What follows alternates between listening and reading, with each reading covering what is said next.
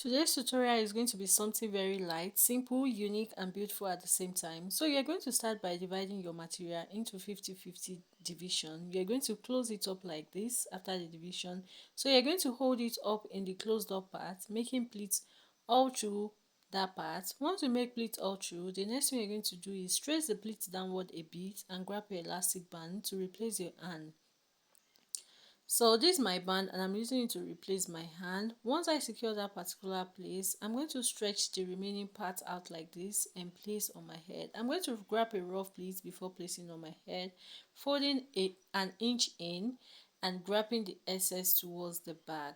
So let's watch and see how that is being done. So I'm trying to fold an inch in here. So what I do to right, I'm going to repeat to the left hand side. So I put an inch in and direct excess backward. So if you have your hair on, you're going to direct it under your hair like this, and you're going to come to the front to make sure you lay the front very well. Make sure it is well laid, well aligned before you go give it a final cross at the back. So that is what I'm doing, just trying to adjust the front properly before I go to the next stage. So we are here at the back again, so I'm going to get it well arranged at the back as well before I cross the hand. So that's the other side I'm arranging. Now I'm going to try and cross the hand forward like this. So you're going to cross the hand forward, not minding the one that goes up and the one that goes down, because it's equal division.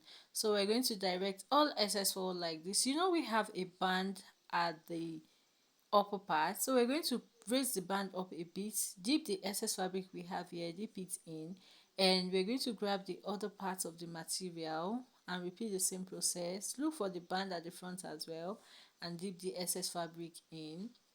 So lest I forget, the fabric I'm using is Ashoki material and it's a 3 layers joined together, not too lengthy. So here I have dipped in all the excess and I have this look. I'm not done here.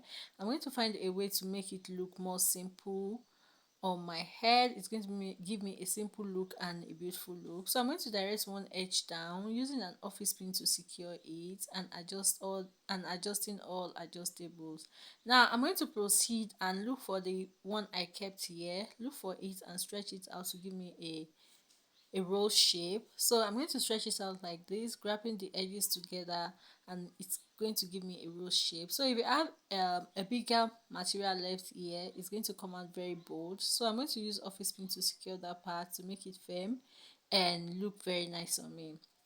So once I'm done, the next thing I'm going to do is I'm not going to leave my head wrap, my gele, untouched. I'm going to touch all touchables and the final look is going to be like this. This is the side, this is the back, and you see the front. So I love this head wrap. We try this to your next Owambe. It's a very simple one. Unique when you're on your makeup, you know what I'm saying. I'll see you soon, guys. Bye.